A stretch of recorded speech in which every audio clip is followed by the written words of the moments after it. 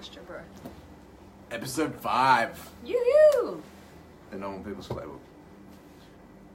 This is my best friend. No, I'm your best friend.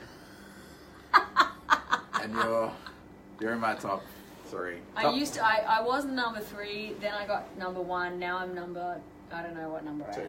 No, I'm number 2 now. Hey. What brings you to Melbourne? I was invited to Melbourne to a little town called Mordialloc to speak at a women's event called The Sixth Sense, which is very hard to pronounce, but it was super fun. So I drove and I hooked up a little mini concert as well and saw some clients of mine and hung out with this guy. It's pretty cool. You just like get invited to town for one thing. You're like, while I'm there, I'll just like run a few sessions, whack on a gig. Yeah, mate. Boss mode. Boss mode. So I'm just wondering, are we talking into the camera or are we talking to each other? Do we just ignore the people or do we like... You know what you're doing is breaking the fourth wall, right? Like, yeah, that's my thing. Yeah, just flop it out over the line. Elephant in the room. Let's do a little lesson about live TV, all right? So, great. You want to... what was the warm-up you were doing earlier? Just breaking the fourth wall. All right. You want it to feel like we're just having a conversation and that the third person's just sitting with you. Okay. But also when they see us in public, they're like, oh my God, it's you from the TV. And it's like, no. You're Ellen. I'm Oprah. Clearly. I can't believe that you don't know that I'm Oprah. I feel like we're acting though. All right. Ask me a question, then I won't look at the camera because I'll get all self-conscious and shit. Okay. Yeah. All right. You can just, and I'll just. You present to your fans. How does one go from not being famous to living famously? At what age did you realize that you could just make your life the way that you felt like making it? Like, well, while I'm there, I'll just put on a concert. While I'm there, I'll see a few clients.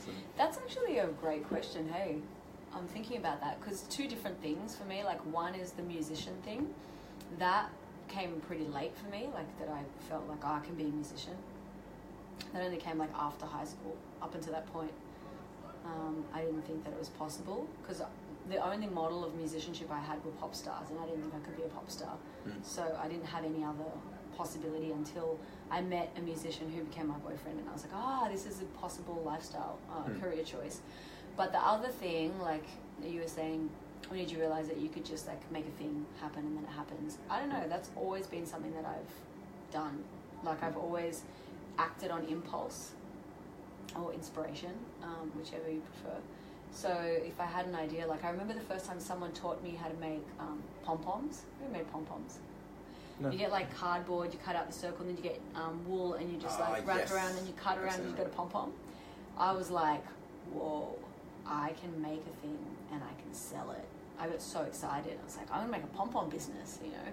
And I was always kind of that kid. Like if I had a thing, if I had like something, then I always just felt confident, like I could do something with this. So I don't know, just things I used to do. So, I just bought this book.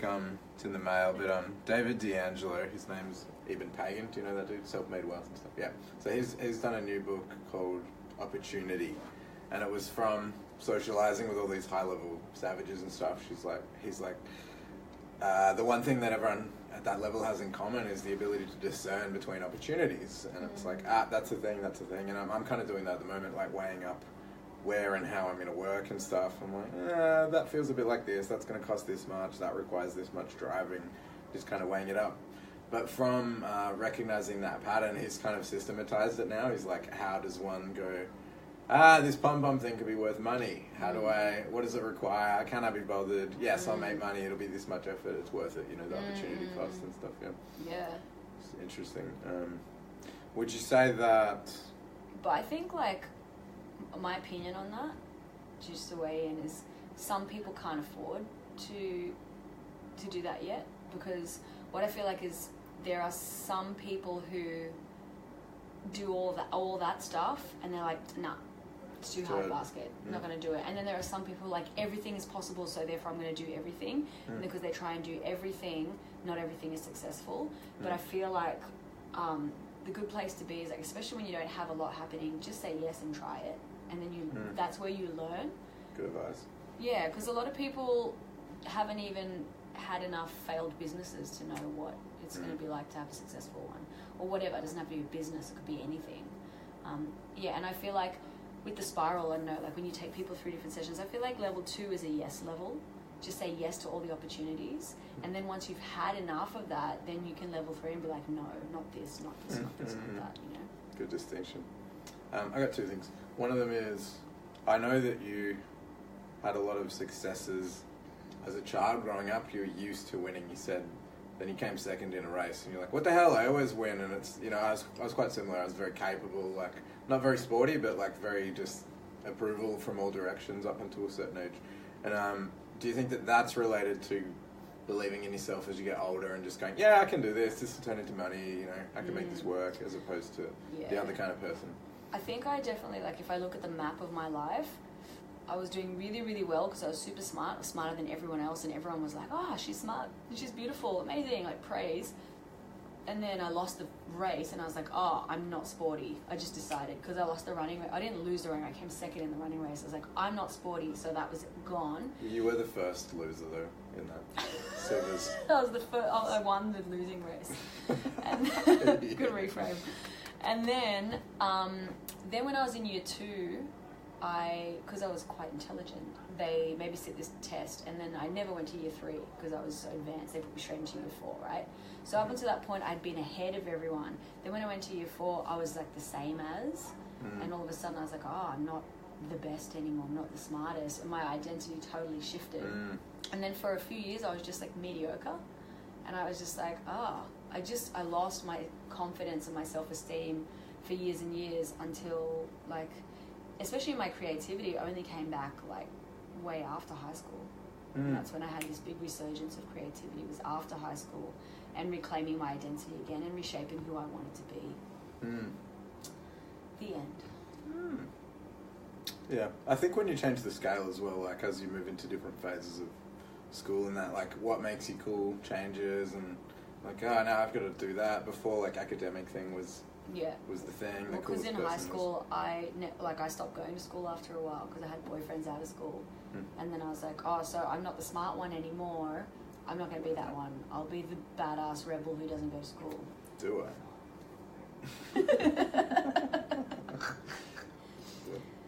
The other thing I was going to say was failing forward. And, you know, I can't remember who was doing it. It was like Gary Vee or someone was interviewing people. It wasn't him, anyway. And he was saying, I asked all these people, tell me your biggest failures, and they were all like, oh, I've never had any failures. And I go, no, but you know, something is wrong and you have to recalibrate. And like everyone was vaguely like, oh, you mean like learning experiences? Is that what you mean? As they didn't even see them as failures. They're like, you know, oh, crap, there it is, good, bam, you know, and that's just part of it is, you know, people are scared that they'll fail, but it's like losing money, losing time, finding out you can't work with people, like that's part of it, you know. It's just like no. Here we go. Now this is working.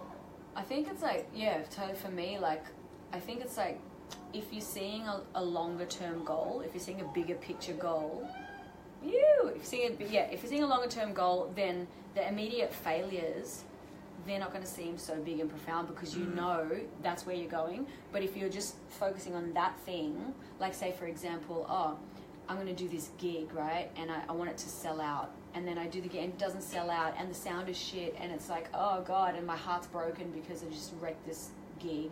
It's like, oh, that's it, it's over. Whereas if I know this gig is like 1 out of 1,000 steps to, you know, to my whole career legacy of, you know, a body of work that spans 20 albums and a Grammy and, you know, whatever it is, it's like, oh, it's one gig. So perspective, you know, I think that's a big part of it. And people who are successful have a long-term vision, and some people have like, you know, like generational visions. It's not just this lifetime, it's like, what is my 10 lifetime vision? Yeah, I guess that's shoot for the stars thing, you know, at least hit the treetops. Like, if your goal's a small one, It's also expectation, you know, expectation and then disappointment, you know, if you're just like, I'm just going forward, you can't really mess it up, you know. You're just always like jumping over the thing in front of you, you know, you can't really mess it up. But if you like have an unrealistic expectation, you know, you're doomed to fail. Just like having goals like that. What's your advice or theory or formula for that, of like having expectation management within your goal setting? Like, I'm in two minds about it, because on the one hand, I think that the biggest reason why we as a people, as humanity, don't do as well as we could is because we keep invalidating our ideas. So like you're saying, like if you say, I'm going to solve world hunger, and I'm like, as if everyone's tried to solve world hunger, it's not possible. And like before you've even had a chance to try, you've already been cut down, and your intention has been thwarted. And it's like, cause you're already like chopped at the knees, and you're like, well, I'm not going to do it then. So I feel like that's a big reason why we don't achieve as much as we can, because we've had so much invalidation and so much, you know, so many times people tell us we can't do it. So we've already got that holding us back. At the same time, I know for myself, like I've been a little bit like, I find it difficult to, what's the word, like in my head, reality is so different to the physical universe. So in my head, I can do so much more than what is actually possible in terms of time and energy and physical, like just how the world works. So I'm kind of like bridging the gap between that. And if, you know, because if I believe all the ideas in my head, then I tend to let myself down, because I'm like, oh, well, I did this and this and this, but I didn't do these other 100 things, so therefore I'm always falling short and I'm always disappointed in myself. So now I just kind of like try and review all the things that I've done and like give myself like thumbs up for them. So it's like, oh, you did this, babe, wow, nice work. You did this, babe, nice work. So it's just like you just constantly get the rewards of what you've done, and it makes you feel more able to do more. Legit. That's interesting. I was watching a thing, it was like a pickup advice thing, and the dude was talking about when he takes guys out to pick up girls and that, some people will focus on, oh, I just had a bad night, none of the girls liked me, and like I only got one phone number, and it's like another dude will be like, I got a phone number, and it's like that governs whether you keep trying, you know. It's like you're like, oh, it's just isn't for me, man. Just go and buy a sex robot. It's like just do it. But it's, you know, glass is half full, you know. And it's one of those things as well, isn't it? Because you always get what you're looking for. You know, if you're looking for failure, and then no matter what happens, you'll see it as failure, because that's what you were looking for in the first place. Whereas if you go out thinking, I'm going to have a success, like even if you didn't get any phone numbers, even if you just had a conversation, you'd frame that as your success. You'd be like, oh, I was successful because I talked to this chick and she was so hot. It's like winning, you know. Whereas a dude who maybe got 10 phone numbers, he'd be like, oh, what a fail, because none of them sucked my dick, you know, whatever it was. Mine would be like, none of them thought I was funny. All my jokes bombed. I'm like getting my dick sucked, like, but no one thought it was funny. They thought your dick was funny.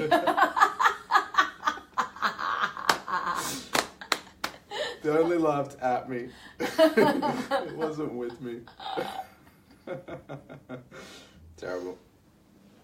Yeah. What do you got in the works? What's your success for coming attractions? Coming attractions. I've finished a record, so I'm shooting a couple of video clips in May. They will be released as singles, and then the record will come out probably like June, July, August, as in that sequence. Single record. And then I've been writing a whole bunch of new songs for the next record, so I'd like to get in the studio before the year is out. And got a new live show with my little trio, so do lots of touring. That's on the music front, and I'm going to run another round of my music mentoring program. I've just committed to doing one a year, because I was going to do like 4 a year. I was like, fuck that, so one a year. And then apart from that, I am finishing my self-love book and turning that into an automated program. And I want to go to America in September, and I'm turning 35. That's it. I think that's it. There could be more, but I don't know.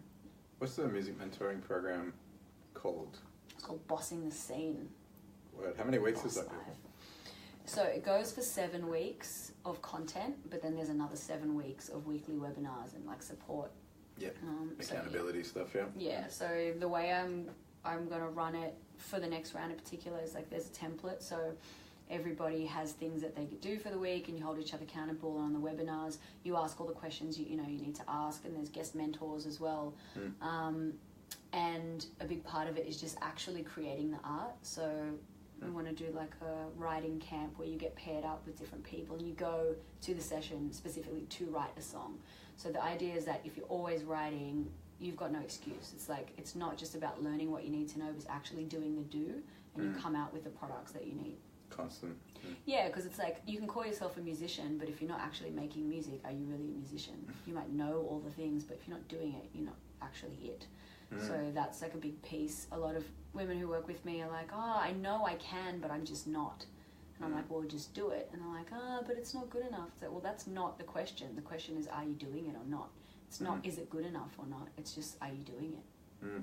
There's the thing I noticed, as I talk to older martial artists and that, I've heard this same thing a few times, which is something I started to feel a while ago, and I was saying to my students, and that was like, if I'm not learning, I feel like it's not right for me to be teaching. There's just some like, to be able to empathize with students and go like, you're seeking knowledge and wanting to progress, you have to be experiencing that in real time, like recently is what I believe. And then the guy was going to rent me the church hall that I could teach out of and stuff. He's like, I'm learning this now, I'm learning this, and if you're not learning, you probably shouldn't be teaching. He said, I was like, yeah, I believe that too. And he was like, yeah, cool, we're on the same page. And there's another guy who said the same thing recently who's a bit older as well. And it's like, yeah, okay, this is a thing, right? But yeah, doing the do, like if you're not doing it, then like you're sort of out of the game. And even just like the muscle memory, of creating and stuff. It's like, yeah, I know how to flow. I'm up to it. Even like sparring and stuff, I feel like I'm only as good as the day before. It's like if I take 2 days off, it's like, how does this even work? Like the muscles aren't lined up in the right way. And do you feel like your vocal cords and stuff, or your ability to freestyle or whatever is like? Yeah, like I know that like freestyling is like, particularly with words, that's a bit of a weakness for me. It's something that if I put effort in would develop. I know that, but it's also not a focus for me. Like vocal ability, if I practice more, of course I'd get better, but that's also not the focus for me. And it's like, I think like a big part of your uniqueness is like finding your strengths and your weaknesses. Like, yeah, improve the weaknesses, but put your best foot forward, which is something that I teach all the time. So if you're a weak singer, don't try and come out there as a singer. Like, what are you really good at? Come out as that. And then when you drop the other things that you're a little bit weaker, it's just going to be like a splash of, ooh. You can do that as well. Yeah, my thing is like, what I try and put forward first is, like when I'm performing live anyways, the spontaneity, and you never know what's going to happen. And I read the crowd, I don't have a set list, so it's all open and it's very interactive, and I tell my stories, and that's what people know me for. And then the fact that I also have chops is like, ooh, and she can sing, it's like, oh, bonus. Yeah, nice. Yeah, I had to really own that as well, because like I've been playing guitar for 20 years or something, and I just suck. Like I'm just shit. I think I just got shit fingers for it. Like they make a good fist, I'm good at punching, but they're really shit at like playing guitar, right? And meanwhile my brother's got the same genetics and he's a savage, but and saying the piano and that, I've been trying to like learn these songs and play them, and it's like, fuck it, I'll just sing. Other people like playing shit and they don't like singing. It's like, let's just, best foot forward, and then occasionally like, I can play as well. It's a nice little like surprise. You just drop out at parties and stuff and people are like, oh, word, you're really good. I can play Wonderwall. Don't ever, please. At parties. Play Wonderwall. At parties. Wonderwall, Stairway to Heaven. Can't do it. Don't do it. You cannot do it. What is the meaning of this? This is my unicorn bag. Why is it called that? Because it's a unicorn skin. It's unicorn leather. It's amazing. Did you kill the unicorn yourself? No. I'm vegan. I just wear unicorn skin. I would never kill it myself. You know what you said before about people writing off, like, it's not, like, don't even bother? I've noticed, like, a insurgence of, like, tolerant vegan memes, and, like, I've noticed the vegans that I know have been way less preachy about it, which is really, I find really charming, and, like, maybe I will be vegan eventually, because they're not, like, trying to force it on me and stuff. Like, I know in the beginning people were like, gotta stop killing the animals. What did the animals ever do to you? And, like, I don't know, but I feel like eating animals just to get back at you for this lecture, right? But then I've seen some nicer shit which is like, look, this is how many people in the world are already vegans, and it's only that much more, and then we wouldn't like run out of water because of like the amount of water it takes to feed a cow so that it produces a pound of meat. You know, it's like, sort of like, it's actually, we're pretty close to being able to not die. It's like, okay, that sounds promising, you know. Because I think it's like speaking more to people's values as well, right? Like most people in the world like the idea of like, we're in this race together, guys. We're gonna get there. We're nearly there. Let's go. There. Come on, we just need a few more people. It's like, how fun is that versus you're a shit cunt because you hate animals. You're disgusting, you know? Like that doesn't really... Anyone who tries to guilt trip me is never successful. I'm just like, fuck you. You're a dickhead. But on the vegan thing, it's funny because like the biggest argument that people put forward for veganism is that animals and humans... Oh, it's like speciesism. It's like racism, speciesism. So it's like, you wouldn't eat a human, you wouldn't eat a dog, why would you eat a cow? Like, what's the difference, right? We're all living beings. But for me, it's like that argument, for me personally, doesn't really cut it. Because if you're going to apply that argument, well, then you have to also apply the argument, well, what is the difference then between the animals and other living beings, such as plants, such as trees? And if you eat carrots and you're farming them, or if you eat any other type of thing that was once living, like that's also death, and you're also killing them. They don't have a choice in the matter. So for me, that argument doesn't really stand. And also in terms of dogs, whatever, like I would eat that if that was available in the supermarket, but it's not, because this is just the way the evolution of food has happened. And it just so happens that cows and certain animals are bred for us to eat. At the same time, the argument that does work for me, which I do kind of aligned to, is unnecessary cruelty for any living beings, whether that's a tree or a human or an animal or like any living being. It's like unnecessary cruelty. Like just be kind and be. I'm pro-life, you know. That's my thing. And then people also can get on board with that. it's like anything. Like I just feel like why kill something inhumanely when you don't have to? It just doesn't make any sense to me. If there are other practices, more ethical ways of doing things, and choose that. And then they also, like the other thing is, just on terms of a sustainability level, the land use, like the amount of land that it requires to farm animals versus the amount of land it requires to farm grains and, you know, vegetables and things like that. It just makes more sense. So, delicious vegetables.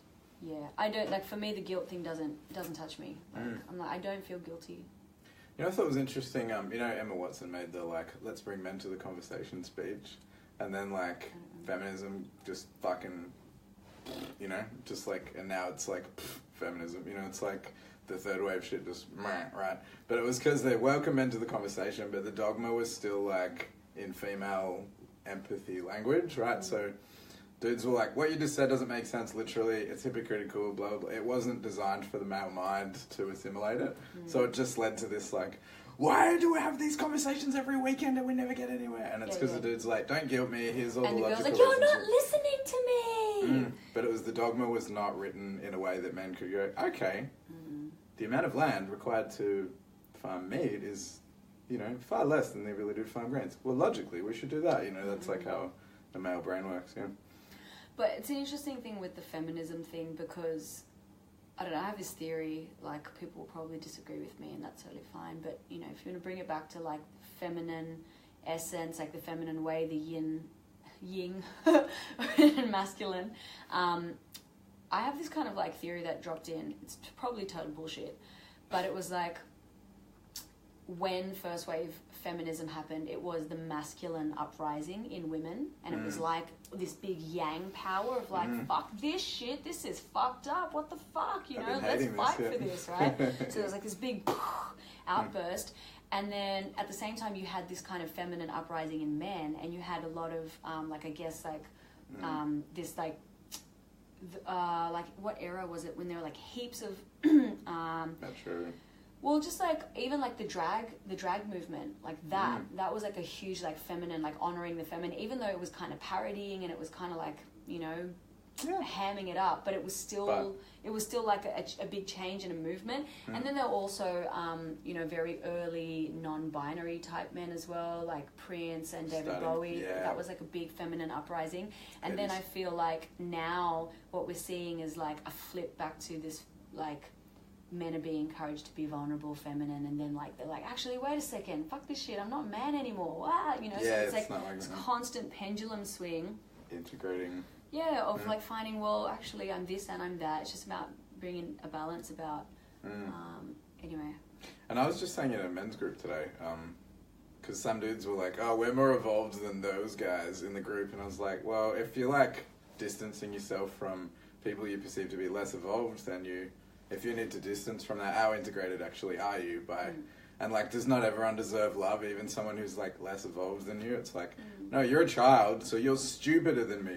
It's like, well, that doesn't really fucking work, you know? It's like, do you really need to, like, talk down to a child because you're more superior and stuff? You know? And there's also, that, like, that thing of lumping everyone into a category. There's that thing of, like, an argument.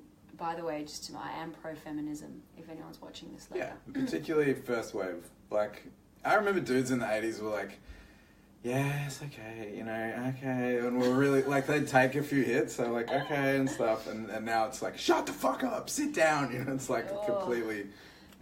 Yeah, I mean, out of hand, it's one of those things, like, if a man has anything to say about feminism, like, it's like immediately, you are this, you are an MRA, like, you are one of them, it's like that them mentality. It's like, if you have anything to discuss that is even a little bit challenging my ideology or my belief, then you are that, Identity. And any kind of, for me, like, any kind of polarizing view, there's no sanity in that. Because a sane, rational person is able to distinguish the differences and similarities, and is able to compare with, like, reason and go break it down and be like, okay, cool, let's have a look at this specific point, this specific point, this specific point, not just like, you don't agree with me, you're that, and labeling and like... Yeah, and I don't think that is healthy for anyone. That's just my personal opinion. So even though, like, I'm pro-feminism because, of course...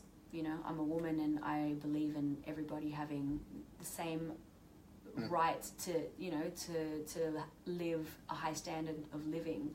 I think everyone does believe that, and everyone's got a utilitarian view underneath it. Yeah, totally. Sorry, continue. No, yeah, but, at the same time, like, I still, when I talk to people, like, I want to address them as an individual. Like, I want to address this one person. Well, you're a human being, you have your viewpoint. I'm not just going to, because you're this, therefore you're anti this, therefore you're this, therefore that. Like, all the association trail that comes after that one interaction, for me, that's just like, well, you've lost your sanity then. Like, anything that you're arguing then has no validity, because you're not even talking to that one person. You're talking to everything that you think that person is. I got two things. One's identity politics. The other one was... you know how there's been this resistance to genderless pronouns and stuff, but I've had two people that I know who are like, can you just from now on say they, or, and you're just like, okay, because it's like one person asking you like, can you call me ALPHAMAMA, and you're like, oh yeah, no, that's sick, that's a cool name. Yeah. You're just like, no worries, like, but it's like, they're like, if we change the laws and you have to do it and stuff, people are really resistant to it being a they, and it's not personalised. Yeah. Which is why that's why people argue so much with politics, right? Refugee situations or whatever, because it's not about the human. It's about everything that's connected to it. If I agree with this, then I'm also agreeing with all of this other stuff, and then that makes me this. So it's like, it gets so ridiculous, and and then it's like, if Pauline Hanson sat down with a refugee family and had a conversation and learnt about what their story was and what they're coming to Australia to look for, and there was that personal connection, like, I don't believe that she would, still maintain all that stuff, because she's a human being. You feel their feelings. Totally. And, like, everybody who lives, let's say, in Mossman in Sydney, like, very, white privileged area, they're probably not going to be voting the Greens, because they think, the Greens equals XYZ, right? Hippies, hippies. Cetera, Exactly. So it's like, the label, they don't even care what the policies are. It's just the association of what that means. What I was going to say about the identity things, like, same vein. In Mark Manson's book, The Subtle Art of Not Giving a Fuck. Oh yes, that one's going around at the moment. Yeah, people are doing it.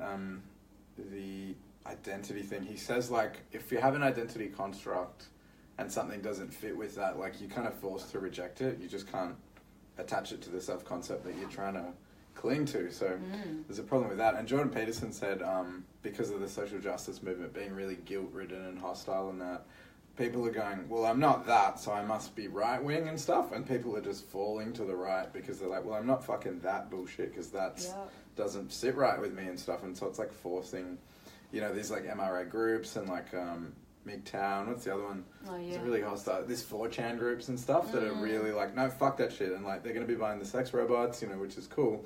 But it's like you're forcing people into the other camp by going, this is my identity. And they're like, well, that's not my identity. And so therefore, I'll just be the opposite of that. Yeah. It's like more and more divide. So it's even happened with me before, you know, like I have tried to align myself with, you know, social justice causes, and you know, I consider myself a pretty woke person, like socially, politically woke, whatever. Oh no, you didn't. To a degree. But then, you know, like when was it, last year sometime, I got smashed publicly by this, you know, like lesbian feminist chick, and I was like, whoa, I don't want to be aligned with that. That is not, because that's not my values, that's not who I am. I don't publicly shame and guilt people for asking questions. That's not who I am. And then I felt myself literally go like to the pole of like, well, then I'll just be friends with all the hippies because, you know, they're this, they're peace and love, and they're accept, you know, whatever it was. And I don't really align with that either. And it's like, that's what people do. They just swing from place to place where they feel accepted, and when they feel like, I'm not going to be shamed and I'm not going to be judged. At least here all my bros will protect me, or at least here all my feminist babes will protect me or stand up for me, or whatever it is.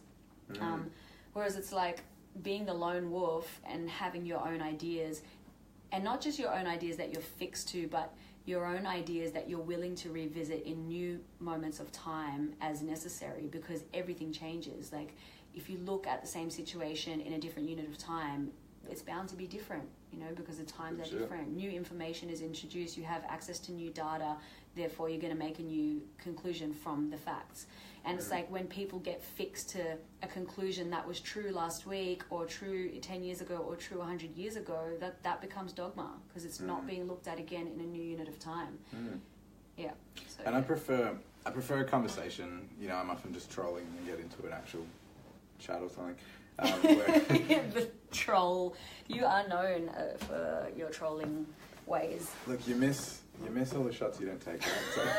So, but I much prefer getting into a conversation where someone like is able to convince me something that then I revisited at a different point in time and like, actually, I think I believe this now. You know, it's like, rather than, you know, like that girl's like, she's using you to bounce her dogma off you publicly. So she's like, this is what I'm about. And you're like, whoa, dude, calm down. And she ggets to say the stuff she likes to say in the public arena. And it's like, you're not getting anything out of it. I just wanted to get hair braids, bros. But like you and me, like when we first were mates, and I was like pro poly, I was like, dude, poly, bro, that's why poly's the best, you know. And you were like, poly's shit. And then we ended up like just totally flipping. It's so funny. And you were like, actually, poly's great. I've got 2 girlfriends. I'm winning. Actually, and I was like, poly's terrible. No one knows how to do poly. Poly's the worst. It's lies, yeah. So one of those was, she goes, I used to be in like the emo gang at school. And I was like, really? She says, yeah, they kicked me out for being too happy. Actually, I want to speak on that, because that's a legit thing. Like, the instances of young teenagers self-harming, self-mutilating, and identifying as, you know, having depression or having these like, you know, mental disorders is so alarmingly high at the moment. And I, at the risk of like totally being slammed, but I really see it as it's a trend. It's like, because I remember being in high school and reading about self-harming, because up until that point, the idea had never ever come into my head that you could take a razor and start fucking cutting yourself. I'd never thought about it until I read it in like Dolly magazine or Girlfriend. I was like, that's a thing? I'm totally going to do that. You know, I was like, dude, I'm going to do that. And then I'm going to harm myself. And then people are going to ask me about it. And it's like, you know what I mean? It's like, I'm going to get some kind of thing. And I remember like even, you know, if someone was a little bit too positive or too confident, it's like you would get slammed, or you love yourself. And then it was like, so therefore loving yourself is wrong. Like that, don't do that. Sure. So whoever degrades himself the most or is the most self-deprecating gets the most points. You know? And it's like these really wacky ideas.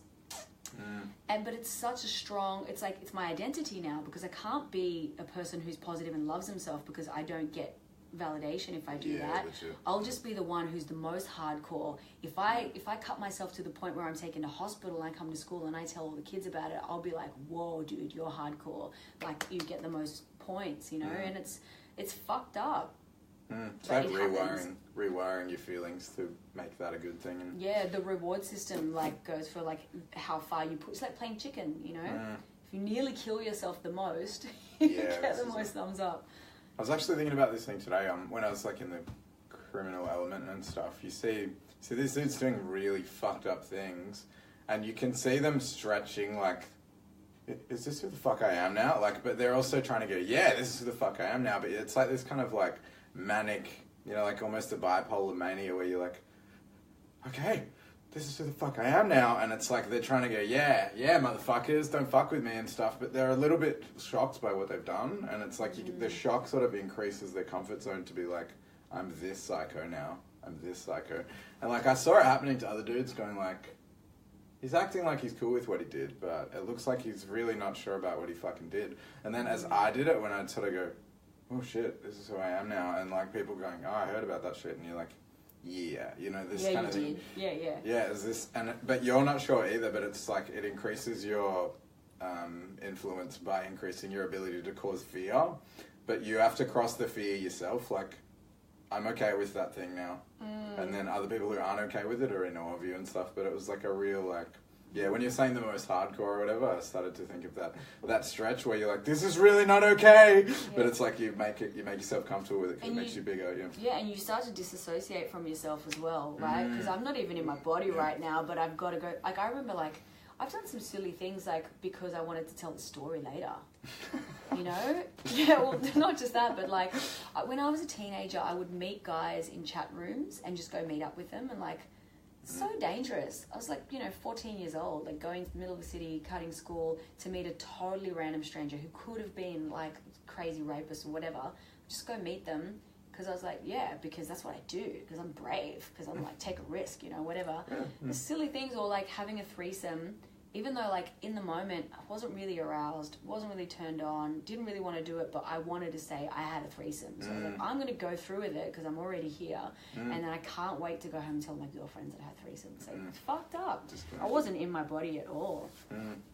You see that with people in relationships who aren't having sex anymore. It becomes this like, well, if you respected me, you'd put out, or like I'm trying, like he's not even fit anymore and stuff. And it's like, it's not even about like the intimacy and lovemaking anymore. It's like an argument. It's like, we should be doing it. Everyone else is doing it. And it becomes like this. Sex points we can barter with each other. Yeah. How dare you? You're ruining my life because you don't feel like it. And it's like, this horrible message thread. Sorry, I totally cut you off because I got excited about something that's not. I was done. You go. I saw. Oh man, this woman had shared on Facebook screenshots of this epically gross message thread between her and her partner, and he was like fat shaming her and saying like, you're not trying hard to get skinny, like you're not trying hard enough, like it's so like, don't you know how hard it is for me to date you because you're fat and you're not like. And she's like, oh my God, you're making me feel horrible, and he was just like, you're making me feel horrible. I'm so ashamed to date you. I just want to be proud of my girlfriend. Can't you just like not eat pizza and fucking like go to the gym? And she's like, I'm trying my hardest. And it was like, she shared it because she was done. She was trying to burn it down to the ground and needed people to like be on her side so she could finally leave. But just to read that, and it's like, that's the reality of their relationship. So toxic and so like, you try and put yoururself in his shoes and you're like, dude, like, just get someone else and go get some therapy. Yeah, and then it's like, oh my God, he's a psycho, just leave. But when you're in it, it's like, it just becomes your reality and you just like... Trying to win that argument, yeah. Yeah, I've got to win. It's like, I'm trying. Because you're not trying hard enough. It's like, dude, you're arguing about the fucking stupidest, weirdest, fucked up thing. It's such a doozy as well, sunk cost effect. Like, you know, you're like, this relationship's not working, but I'm going to try and make it work. It's just like, I've spent a year on this, like, I've got another year in me. It's just like, it's not fun. It's supposed to be fun. You're supposed to be in love. You're supposed to be attracted to each other. It's like, you forget why you get into a relationship, and it just turns into this battle, you know? Yeah, and also I think life. it's like, you kind of like scared of like facing all the shit if you do break up. All the time people say that. They're like, yeah, I can't really be bothered dating again, and blah blah, and then I gotta move house, and it's like, you just spelled out all the steps. Like, it's like download the apps, move back in with your parents for 2 months, stop replying to the text, all of that stuff. Yeah, it's a funny one, hey, because I've done that so many times. Nobody stops replying, okay? It's you true. Stop replying when you hate each other.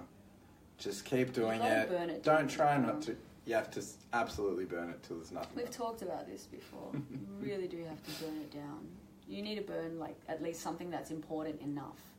It's like, I feel like it's almost like sometimes when you really have had it in a relationship, you start making the person do things that you know will cross your line. Like, it's like to get triggered again. It's like, I've told you that my deal breaker is if you ever cheat on me, and then you just like push them into the arms of someone else so that they finally cheat on you. Even if they don't really cheat, they just text her and like send a wink face.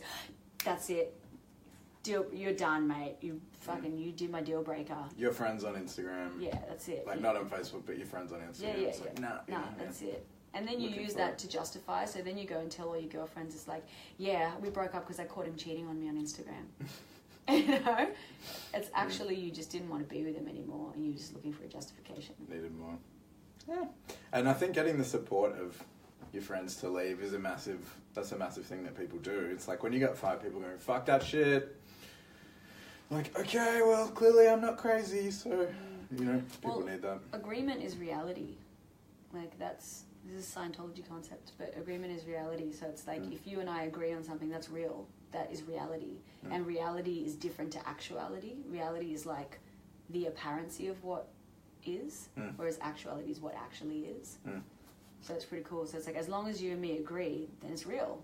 Makes it right. It's like what you're saying, like what you're capable of in your head and what you're capable of in reality. There's a gap there. But it's like, I can bridge that gap by going, yeah, you are capable. Like, that's too much stuff. And then you're like, okay, here we go. Yeah, oh, totally.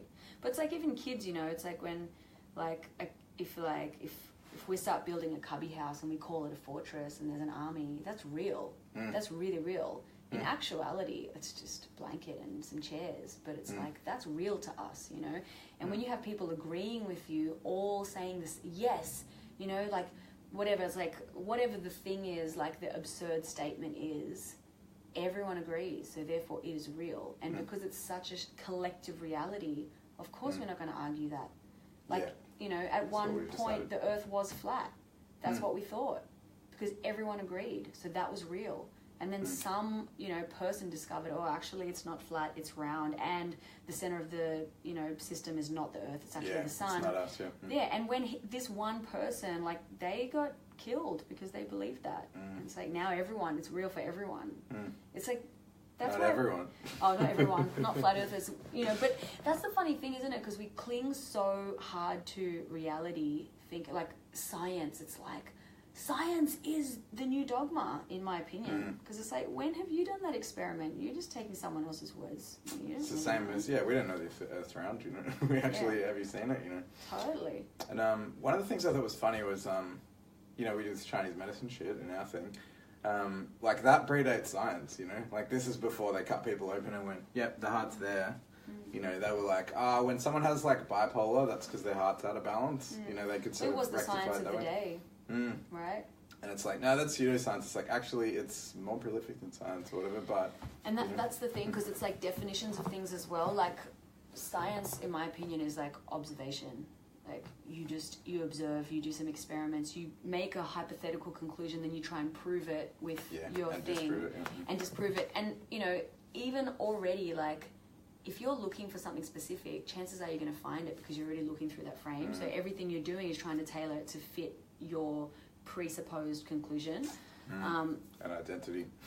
Yeah, well, you know, it's like the Earth is round and I'll prove it, and then you create the experiment that is tailored to give you the outcome of the Earth is round.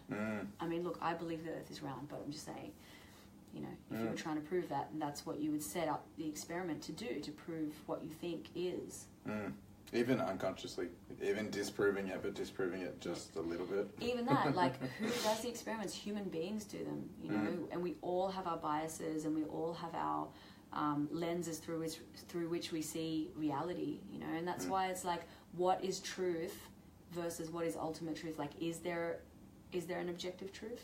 Is it all subjective truth? You know, it's like, these are things that we can't really, even if you say, I can prove it with science, well, you can prove it right now in this moment. In 100 years' time, someone else might try to prove the same thing, but new evidence is found, or new data is, you know, our awareness expands, we have access to this and this, and it turns out, well, this was true because of this, but now with this and this and this is true, which is different to this. Yeah, the scale's different.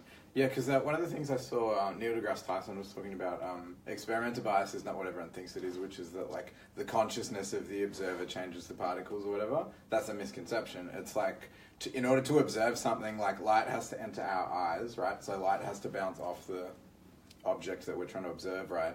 But in order to do that, you have to shine light at it, which changes the quality of the molecules. You know, it's like the process of observing. You know, there's stuff that changes in the environment, or like, let's put it in a room and observe it through a petri dish. It's like, that's not how it behaves in a park or whatever. It's like with wind and shit like that. So that's a common misconception there. But what were you saying? We were talking about Chinese medicine. Science of the day. Shining light on things. Quantum physics. Biases. Delightful. Anyone would think we were stoners and we're both like the soberest cats. Fuck yeah. Oh, but you had coffee and I had froyo. True. So we're straight edge, but it's like not in like a PG way.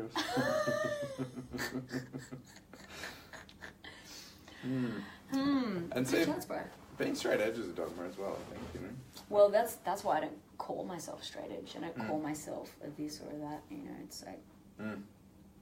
Yeah, I've never said it on purpose. Like, some people are like, oh, you're straight edge. I'm like, yeah, but it's not like... I'll wear it if it suits me, you know.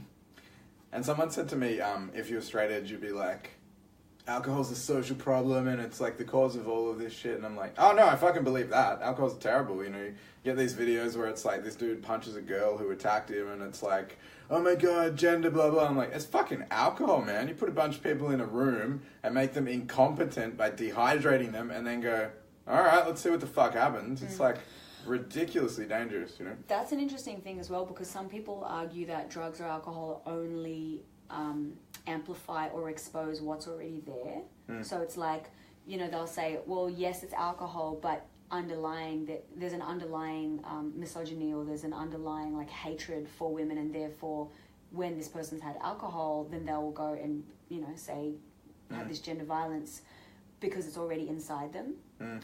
But the thing is, like, human beings are dark. There's a lot of dark shit in us, in not just the you know, wife beaters, in everyone, like even the activists, like everyone has dark shit inside them. When you take the lid off that insane place, shit is going to come out. Demons are going to come out, you know. And it's like, no one is immune to that. I don't believe. It's like, unless you actually own and accept that there's dark shit inside you, then there's no way you have any control over it. And it comes out in shitty ways. Yeah, that's why I'm really in two minds about, you know, they say like the Illuminati, you're trying to mainstream 12 perversions or whatever, including like the mainstreams like transgenderism or whatever. I don't know if it's fucking Illuminati or not, but... I haven't heard this, but I'm tracking with you.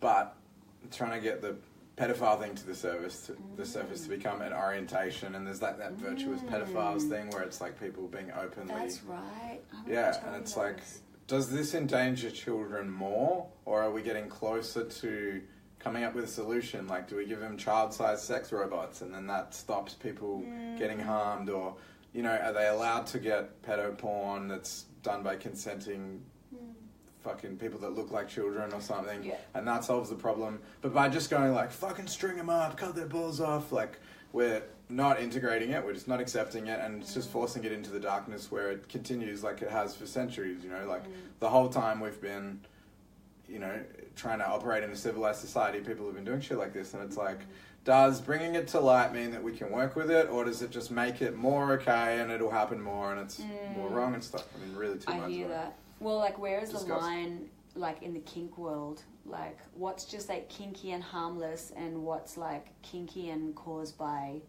you know, like, really dark psych stuff, you know? It's like, oh... maladaptive coping and stuff, yeah. You know, because it's like, let's say, oh, I've got a foot fetish. Okay, it's fine. Who cares? Yeah. I've got a child fetish. It's like, okay. Because maybe that's like, you know, like Michael Jackson was famous from when he was 5 years old.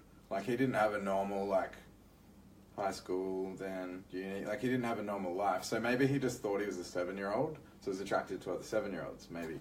Are you saying that he's guilty because he's innocent, bro? How dare you even bring him in this conversation? I'm really sorry. Hypothetically, if he was guilty... Okay, then you're saying that it could have been caused by that. Yeah, sure. Yeah, so then you just go, okay, that person came to us and went, I'm having sexual feelings towards children, and they're like, at what age? And they're like, 14. It's like, oh, you're 14. We need to... Totally. So here's how we can, like, counsel that into that correct age or something. That's another thing, you know, like, for example, on... and obviously, like, because I'm not a trans person, I can't speak on the experience of being a trans person because I have no idea what it's like to feel like I've been born into the wrong body. Like, I don't know. Or even just to not identify with one thing. Like, I feel like, to a degree, gender is a construct because of the way, like, it's just been. And therefore, oh, men dress like this, women do this, men do this. Yeah. So I totally get that. But at the same time, like... biology, you know, is a thing as well, which creates hormones, which creates, you know, certain experiences, emotional experiences, the way we babies, and then yes, like there are also people who are intersex and people who have, you know, more higher levels of this and lower levels of this, whatever. But for me, like, I'm pro people identifying as whatever they want to identify with, particularly when it comes from a place of, it's my life, I'm going to do whatever the fuck I want to do because I can. Like, I really love that. I think that's really empowering. It's really awesome. What I kind of, like, I guess I'm, like, feeling into, and again, I don't have enough experience with talking to people who live this reality, and I'd like to, but what I guess I'm, like, maybe wary of or cautious of is, like, when it comes from a self-loathing. It's like, I loathe this body so much that I'm in that I need to change it, and if I don't change it, I will never be happy. Like, to me... that doesn't seem like I was born into the wrong body. It seems like I have an intense hatred for this gender that I am, like, this biology that I'm in, you know, like this sex, rather, not this gender, this sex. And for me, like, I would be looking at where that's coming from, you know. There's possibly some deep trauma there that, you know, that needs to be looked at. Or maybe it is a past life thing. Maybe, like, in my past life, I was this and I did this, and therefore I don't want to ever be a man, or I don't want to ever be a woman, or maybe, you know, whatever, like some kind of stuck attention units. And I guess, like, I'm always pro, like, clearing, like, any kind of strong aversion or strong resistance or attachment to something. And I'm pro, like, people choosing because of choice, not because of I have no other choice but this. That for me feels disempowering, and, you know, it's like... Yeah, totally. Yeah, like, I'm pro plastic surgery as well. Like, if people want to, like, get all sorts of body mods, mutations, that's cool. But even that, like, I'm curious as to why when we get plastic surgery, we always just get the standard shit. Like, why? Why not fucking horns and shit, yeah? Well, some do, but, like, why not 3 breasts, you know? Like, why not, like, 2 penises, or, like, just, like, fun shit? I bet people do. I bet really rich people are like, I love my new cock. I love being a dude. You know, I'd be sick. 2 dicks. Yeah, and I can bang both my girlfriends, you know. Well, I guess, like, what I'm saying is, like, even when, let's say, a person transitions, you know, to another gender, another sex, what usually happens is then they perform that new sex as the stereotypical. So, like, if I'm a woman and I become a man, then I start wearing flannies, and then I wear, you know, these particular types of clothes, and then I have to have a beard. It's like that is still playing into the gender stereotype. So if gender is a construct, it's still being constructed by people who are rejecting the binary. Polarized, yeah, and it's just an interesting thing for me. I'm really fascinated in that because for me, myself, like, I like to play with my identity, and sometimes I like to identify as more masculine, sometimes I like to identify as more feminine, but at the same time, I don't think it matters what I wear. Like, if gender is a construct, just how I feel in my energy and how I identify internally, I don't feel like I need to show that. And I mean, I'm glad we're making the world a more acceptable place for people who are very polarized and they're like, I need to swap, it's driving me crazy, fuck, I feel like swapping back. It's like, okay, dude, like, we still love you, and you know, it's like, let them do it and stuff. Of course. But I think that integrating yin qualities and yang qualities, it's like, everyone I know who's very like balanced is much happier. You know, people who like are very yang and get stuff done and manage their finances and do all those like capitalist, like meritocracy values and stuff, who are women, are like, yeah, this is sick, I'm kicking ass and stuff. And all the dudes I know who are like, man, it's fucking bullshit, I feel better now, you know, like, who are happy to just like process their emotions in front of you, and that, you know, they're happy to tell you like, I would like you to relay it back to me like this and stuff. Like, I want that kind of advice. Don't say that, please. You know, and who are happy to just like process. It's like, I feel really comfortable around those dudes because they're never gonna like and not say how they feel. They're just like, I'm just gonna tell you how I feel because it's faster. You know, it's like, cool. I trust you more. Yeah, totally. I think it's like sometimes because I don't know how to explain it, but it's like a person who will just say their mind. Like, maybe they don't have the finesse and they'll just bluntly say whatever's going on. It's like, it can be scary for a lot of people because they're like, oh, that's what you think, therefore, you know, all this stuff. Whereas I think that's a lot more healthy, because if a person is willing to communicate, then you can hear them and you can acknowledge and then be like, okay, cool. So can I offer you this? Can I challenge you on this? And there's discussion. Whereas like, if they say one thing and you're immediately like shut down, boom, there's no discussion. There's no way for anyone to change their viewpoint on anything. Okay. I used to always argue like the opposite just for the sake of it, because they told us that in philosophy, like, you know, it's the conflict of two opposites that creates synthesis. It's the dialectic synthesis thing, right?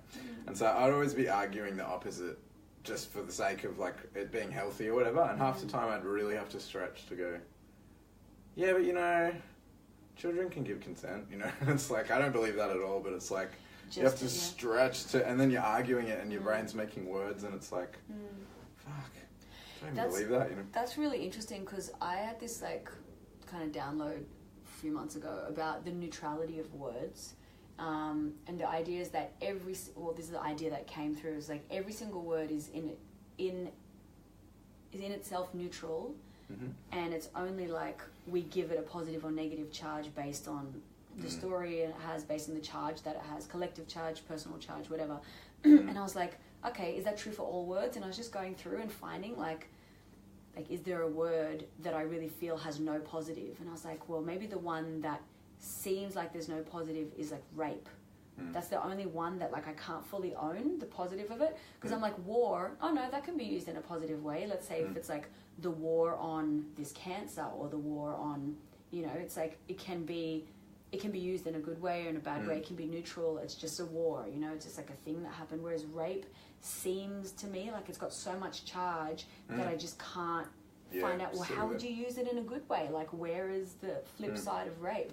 Yeah, and all the rape jokes, like, there's always, like, criticism and that. You know when people do use it and it's like, okay, is when dudes go, our team got totally raped by the other team or whatever, they're like, so fucking raped, bro. And it's like, yeah, and that's got kind of a flattened effect on it, but that's, like, the most... But that's not the definition of it, though. That's not the actual definition of it. You know? Like, the actual definition of rape is pretty specific. But I'd be curious to actually define it and see what the etymology of the word is, to see if that is, in fact, the definition, because I don't know. It's everyone's least favourite word, isn't it? Like, would there be any time where rape can be owned? Like, you know, say, like, slut used to have a very negative connotation, now it's reclaimed, and it's like, no, it's great, like, be a slut. It's like, you know, you're owning that. Or it's like, the N word is like, it becomes empowering where you own it, and you're like, you know, it's like... There is a TED Talk where this girl, and it was like her ex-boyfriend, I don't know if he raped her after they broke up, or if it was that she decided that what happened during the relationship was non-consensual or whatever, but they like travel the world telling this the stories of their relationship, and he's like owned like, oh, okay, what I did violated her and stuff like that, and they travel the world telling this thing with him there and stuff, you know, on the stage next to her, and they're like blah blah blah, and in that way it's like a healing fucking thing that, you know, we've never seen before and stuff. So maybe we're starting to head in a direction. Yeah, maybe. I don't know, like, I'm just like trying to think, like, what about the value of, like, you know, all the levels of consent? We learn that from, like, oh no, that's fucking awful, but like continuous consent and like enthusiastic consent and what's the other one? I don't know. That's three. I don't know them either. So it's good stuff. But yeah, it's like I just feel like I don't even want to go into it actually, to be honest. All our charges come in because we were talking about rape, and now we've just gone like super stupid. You know when your charge comes in and you get dumb? It's like because your awareness starts getting limited, and it's like all the charges you're just like rectifying that. quick, clear it. Oh, we go with rape. Oh, damn it. Everyone's gonna watch this and think that we're like the most fucking like we have no empathy at all. There'll be like an article tomorrow, like pro-rape apologists. Oh Jesus, no. But I'll get heaps of followers. So but I will tell you this though, it's funny because I've been raped, so therefore I can talk about it. But what I've noticed is when you clear things, when you really like clear it out, you can really like, it's pretty incredible. Like you tell the story like it's like bread. You know, it's just like, oh yeah, it's the thing that happened. Because you don't have the body reactions anymore. Like when you think about like if you think about, you know, the time that really bad thing happened to you, like you really feel it because it's got charge there. When you've cleared the charge, you can talk about it and just be like, yeah, I mean, it's a bad thing that happened. You know that, like, because it's like no one should ever get raped. You know that, and no child should ever get raped. You know that, but it doesn't conjure the same like, oh God, I'm frozen. It's like it doesn't turn on anymore because you're clean around it. It's like that's just the thing. Yeah, I remember I was telling this story and like I got bashed, but that wasn't the point. Like there was a punchline, or I was trying to say something about betrayal, or but I was like telling this story and then I got bashed and they're like, what do you mean? And I was like, well, this was the violent bit. Blah blah blah. But my point is like, you got to watch your mouth, or you know, like there was a moral, and they were just stuck on the violence bit because they were so triggered by violence. And you're neutral. I was like, man, violence was like very commonplace as far as I can remember. Less so now, but they were holding that bit, and it's like, no, get it. And that's what I learned about that, and they were just no. Yeah, I remember when I root cleared violence. And then someone showed me this epic hip-hop track, like a really violent, it's very descriptive violence. And for the first time in my life, I listened to the story in this track of like this violent recount of like raping and murdering someone. And I was just neutral. I was like, I wasn't like, oh, this is disgusting. Oh, turn it off. This is horrible. There was nothing. It was just like, I was listening and I was like, oh, that would be really fun. Like on a level, like as in, I don't know how to explain it, but like I would never do that, but because I could own it in myself, I could be like, just the sensation of just being really violent and really murderous would be fun. Like I'm not going to do it because I know the consequences and I know the ethics of it, and I don't really want to. I don't have any desire to, any urge to, but I could get into that like wild. Yeah, the wild, messy. Like destruction, destroy, like death. Like I could have that, like that, just this, you know, that. Like a child just making a mess and stuff. Yeah, and not caring about what happens next, not feeling remorse or guilt or whatever. It's just violence. I'm just destroying this thing. And that was the first time I'd ever felt like that. And that's when I knew I was clean on violence. I was like, oh, well, I'm clean on it now because I can actually, I can go into it and I don't feel all the stuff. I saw a thing where they were interviewing sex offenders at like this thing. It was called like the Golden Gate program at the prison, and if they did the program, they got less time or they got better living arrangements or something, right? And they're interviewing some dude between there, and he's like, I used to fillet young boys, and he's like, that was 9 boys whose lives I destroyed, but it was like the script. They like, you know, these are these words that are about what you did wrong, and he's like, people whose lives I've destroyed. But he wasn't feeling it. Yeah, you could just see he was not like. You know, he doesn't have the remorse. Yeah, either he'd never felt guilty or the words that they gave him didn't make him a better person. It was, but you could see it wasn't, the remorse wasn't there, and it was like he didn't, maybe he didn't get what he did was wrong. He still was like, I don't understand why I'm in jail. Like, you know, as far as I'm concerned, those boys had a good ass time. You know, like he was just like didn't get it, or the rehabilitation had not worked. You know, it was like one or the other. But there was another guy who refused to do the program, and he was like, no one understands what I'm going through. No one knows what it's like to be me. Like, no one's on my side. And, like, that was real. Like, there was this real emotional response from him. And it was like, society completely rejected him. I didn't want to be on his team either. But, like, you could just see that was a real emotional response. Like, you know, I shouldn't have ended up where I ended up, and it's not fair, and blah, blah, blah. And that seemed more like a real emotional response. And, like, some remorse, some regret for, like, where it ended up. If not for the crimes, but just, for like... himself, his story.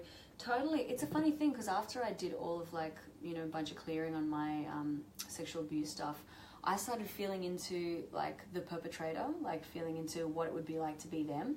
And imagining, like, you know, if you have, like, desire to have sex with a child, like, for me, like, that's caused by some serious, like, you know... something's not right. Or something's not normal, Or they themselves have had that happen to them, you know, and therefore it's... Because it's like, otherwise, like, who thinks to do that? You know, you've got the idea from somewhere. It's like... Like that. You're like, oh, I'm fucking going to do that. Totally. It's like, oh, this is a thing that I need to do. And so it's there, and it's an impulse. It's like, just like anyone who has any impulse to do anything, like quitting smoking or, you know, trying to quit smoking, it's, the impulse is so strong, you just have to do it. Even though you know it's destructive, you know that. It's like, I know this person isn't going to want me to rape them, but I just can't say no because it's totally unconscious. You have no space from that urge or that, like, impulse. You just have no space between. You have no choice. It's just, like, driving you. And to be that person, to know that society abhors me, society tells me that this is the most, like, lowest of the low, you know, like, most degraded human in the world are pedophiles. Like, to know that and to still not be able to beat that, it's horrible, you know. And, like, and also, like, imagine, like, trying to come out and say, I really want to rape children, like, help me, you know. Like, you go to someone, they'll just be like, oh shit, that's it, like, boom boom, can't do this, quit therapy. Yeah. I don't want to do this anymore. Who helps those people, you know? And I'm not saying that they're good people. I mean, you know, there's evil there, absolutely. But what is evil? And that's another thing. And where does evil come from? Yeah, and apparently it's beaten into at a very young age, and then you don't feel remorse and stuff. Interesting. Yeah. Well, we can't leave it on that note. We need to bring it back around, right?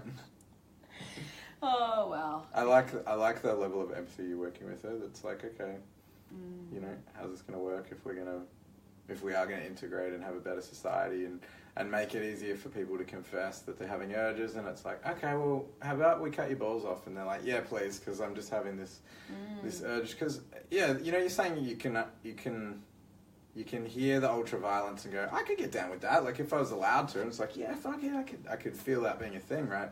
And, like, the disregard and the lack of remorse, and, like, I could totally do that. This is also why I hate alcohol, because if anyone's ever been really drunk and thought of doing something bad, you do not care that it's a bad idea, and you fucking do it anyway. And, like, how many sexual assaults are alcohol related? You know, it's like, normally, like, that's a really fucked up thing that I would never do.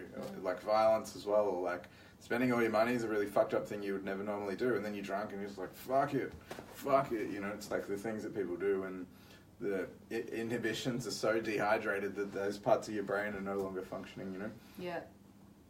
Yeah, I agree. Like, I've done silly things while drinking. That's why I don't drink, because I'm just like, I don't like who I become. I don't like that my faculties become really dull, and I don't, you know, when I was stripping for a bit, like, a lot of the girls would drink because it would make it easier for them to, like, let their inhibitions go. So then if someone touched them in a way that they didn't really like, they would just be, like, less inclined to say something about it, you know. And for me, I was like, that was the opposite of what I wanted.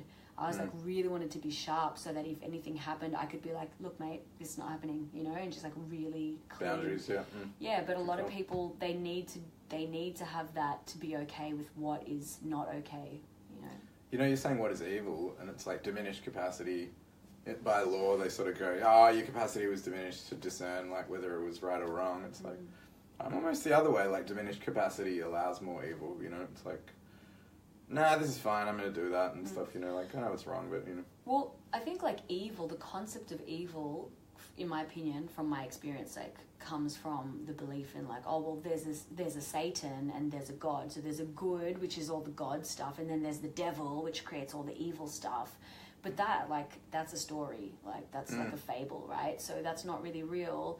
Like, in terms of, I guess what's more real to me is like intelligence. Like, that's real. And then like consciousness as well. Like, and consciousness, I don't just mean like how many sparkly, shiny things you have around you. I mean like, how aware are you of yourself or of the world and how you interact with the world? And by world, I don't just mean the earth, but I mean like everything that the world is. And if a person is really sane, and if a person is really sentient, and if a person is really high level aware, then they'll be able to feel into what they're doing and the potential consequences of that. Yeah. What will be the consequence of this action on myself? What will be the consequence of this action on this person? What will be the consequence of this action on the world? Yeah. Like, that's like high level ability, you know? And a person who is evil, they're geared toward destructive actions, and they're going for bad consequences for not only the people that they're doing the bad things to, but also for themselves. But they're doing it unconsciously. So it's like, I'm going to kill you, then I'm going to bury the weapon, and I do this. Like, eventually, they're going to get, like, they're going to be destroyed in some way, like either spiritually, or they'll get caught and they'll go to jail. Like, it's going to have a bad effect on them. Yeah, and they know that, but it's just like, it's done with a very low awareness. So in my opinion, I feel like evil to a degree is very, very low consciousness, very low, very occluded, the inability to see what is happening with some perspective. Yeah, and one of the things that my dad always says, like, when you've got a problem, it's the worst problem in the world, and that implies like your problems can be kind of small, but for where you're playing, you know. My brother has this thing where he's like, one of his ex-girlfriends was like, oh my God, my parents bought my brother this car and they bought me this car.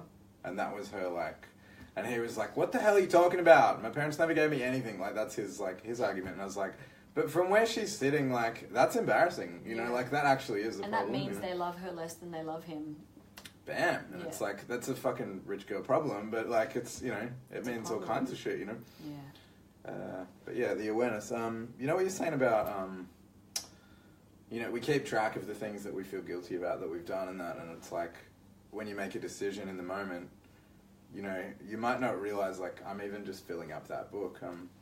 The reason I said that thing about my dad is saying, like, when you feel deeply angry or deeply depressed and you're just trying to, like, not be depressed, or when you're angry and you're like, I need to, like, get revenge, or, like, I don't want to appear weak in the eyes of, you know, all the people who are going to hear about this and stuff, is a real, like, gangster thing, you know. It's this, like, the intensity of that feeling shuts down certain other faculties that see a bigger picture.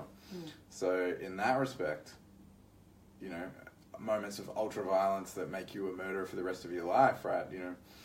One of the jiu-jitsu guys, he knows a senior constable who deals just with homicide, and he said a lot of the people he met were completely normal people who just went, fuck you, bang, and then just, oh shit, that person's dead and now I'm a murderer forever. Like, how hard is it to get a job when you're a murderer? You know, say you do get out. So what are you going to do, you know? And it's like your self-concepts change forever, the way society treats you. And it's just like, impulse control is not taught at school, you know? They're like, don't do drugs, be nice to each other, you, stop bullying you, and then they keep doing it anyway. Like that like life skill of like, the feeling you have right now is going to pass, and like, let it speak to you, and then it'll pass more quickly. Yeah. Instead, it's like, I'm going to act on this feeling, you know? In this course that I'm doing at the moment, the definition of like, well, not the definition, but like the description that it had on a person who's angry or like in an emotional tone of anger is that they need to stop things. So it's like, if you talk to someone who's angry about like the thing that you're going to do, they'll try and stop it from happening because that's the impulse, is to stop it. And so when someone is being violent, what they're really, really trying to do is to stop the thing, you know, that they perceive is going to happen. It's like, they're so like against, say for example, if we're having an argument and I'm like attacking you and they don't know what to do, it's like they're going to violently stop, like just freeze everything, stop, because I can't take it anymore, I need to stop it. And what better way to stop it was by killing the person. I'll just fucking kill you, then everything will stop. Yeah, and you know, like, domestic violence runs rife in gay community. I mean, I guess it's just everywhere, but there's no like gender thing like, oh, you never hit a girl or whatever, so it's just like, fuck you, bang. It's like there's less of a like, oh, I probably shouldn't. There's just less of it, so there's more violence apparently, like statistically or whatever. But you know, you see these things that come up in forums where it's like, but what did she do before he hit her? You know, and it's like, if I mean, I'm not saying it's cool or whatever, but it's like, if we looked at it like, how do you stop someone who's saying some shit that's really fucking hurting you? You know, like, there's no sympathy for the devil in that respect. Like, and Dane Cook does like a joke where he's like, you know, like, your woman's got you when she starts going like, you know, she's got something, and it's like, no, that's fine, like, it's just that you're stupid like your father, you know, and it's like, that is some fucking and it's like, at that moment, if the dude turns around and goes, bang, it's like, that, what she said is not against the law. So what's the verbal self-defense to that? You know, like... How do you, Yeah, no one's ever told you, like, when a girl says something like that, you fucking leave. Get the fuck out of there before something crazy happens, you know, that ruins your life, you know? Yeah, I totally agree with that. Like, giving human beings the tools that they need to firstly communicate from, like, a sane place and non-violent communication, but then also how to respond to violent communication. That's not physically violent, verbally, you know, abusive communication. Like, how do we respond to that? I think that's really, really important, because we get so, like, our buttons get pushed and we just like, I need to stop this. I don't know what to do. Because it used to happen with my brother and I when we were younger, when we would argue, like, obviously he would do something to me, I would do something to him, and he wasn't as, you know, intelligent as I was at concocting insults, and I was really good because I had to have sharp tongue, and so I would push the buttons that I knew really hurt him, and when he would get really angry, he would just punch me or like pummel me, and that was his way of stopping me from hurting him. So I really understand that. It's not a justification, it doesn't make it right, but at the same time, I can understand how a person with no real ability to navigate the realm of, you know, that stuff happening, it's just like, what have I got? Well, if I'm stronger than you, bah! Yeah. You know, I'm just gonna fucking bash you, because that's the way I can stop this situation from escalating, even though it's totally escalating it, but this is how I'm gonna stop it. Yeah. You just added a layer to my self-defense lecture stuff, which is cool, because we're both like, I'm not saying it's right, but it's like, there's a definite need for that verbal violence thing to have a skill set, to have tools, like, Totally. How do I deal with this in a way that doesn't lead to violence, you know? I think one of the biggest skill sets that we can practice in ourselves is the ability to remain calm when someone else is really highly charged. And that's like, you know, in the communication course that I did recently, that's like one of the practices called bull baiting. It's really awesome. It's like literally, you know, you sit like neutral and you're just there present, and you just got to be comfortable, and I got to push all your buttons until they're flat and you can't react. You know, it's like, if you react, you fail, and we start again. And it's just like, you know, you do it until you develop the ability to just be super present and calm and just have no reaction. And I could be screaming in your face and like, Rah! And you're just there and you're just like, cool. That's your stuff, this is my stuff. Yeah, I'm just like sitting there chilling, you know, because it de-escalates the situation so quickly when you're not feeding into it. Yeah, adding, You're not giving him a run. Well, you're this. Oh, but you know, and it's just like... What did you say? Yeah. It becomes crazy. I asked one of the parents of this family, there's 3 boys that I train in this family. I love when there's 3 boys because the dynamics are interesting.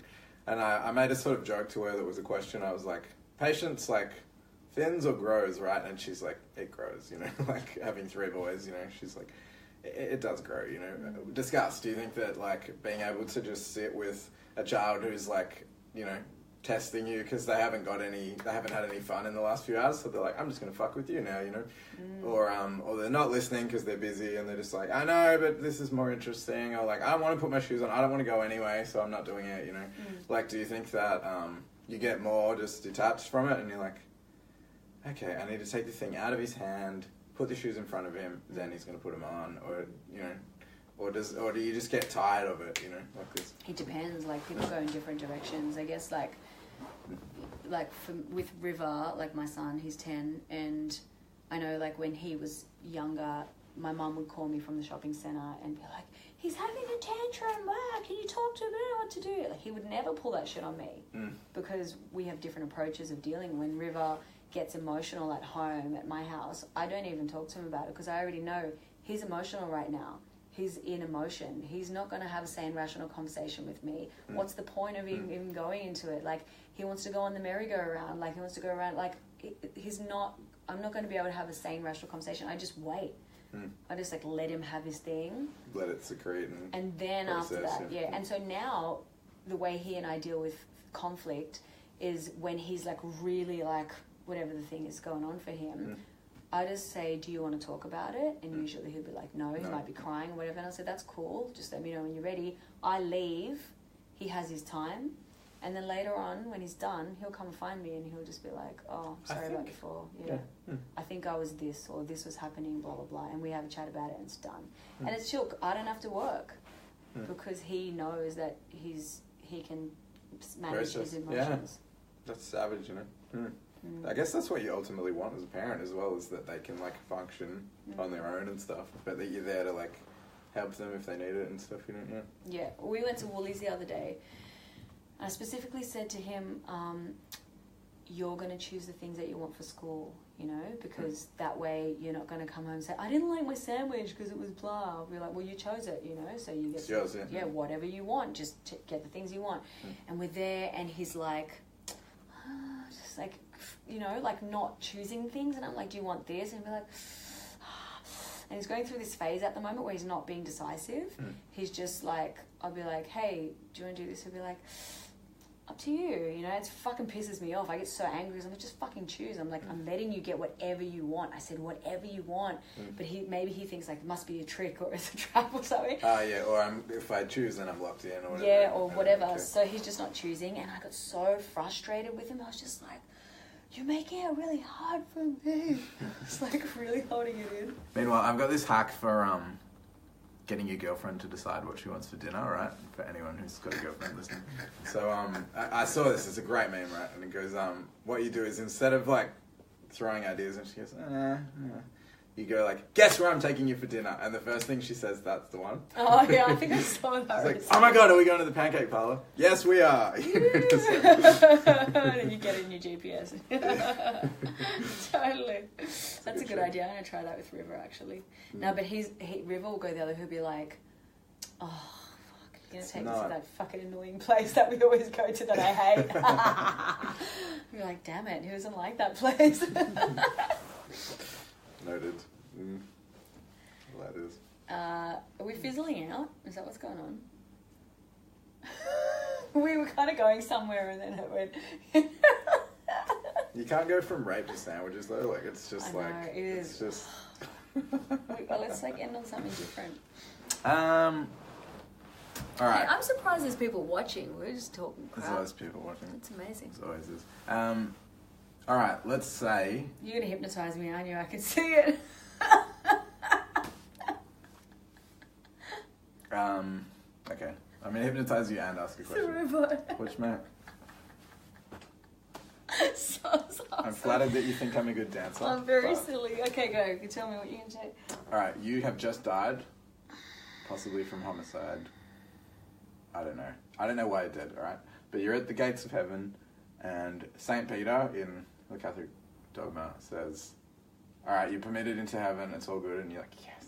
And they go, you're about to forget everything because we're going to give you a new body and you're going to go back and you're going to, that's, heaven is being able to choose what you want for lunch in the next life, right? And so you're about to do that shit and you're like, oh, okay. And they go, what's the last piece of information you want to leave? What's your legacy? What's the last thing you want to say before we erase your memory and give you the new life that's the level of consciousness and karma that you're up to? What's the last thing you want to tell the world? Oh my god, that's way too much pressure. You're dead, Alpha, quick, say something. Okay, what's really important, the last thing I want to say. To humanity. Are you ready? I love that you're laughing. Yes. I would say something funny as well. Share vulnerably.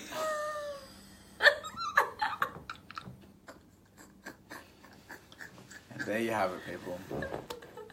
This is the word. Benita. Share vulnerably.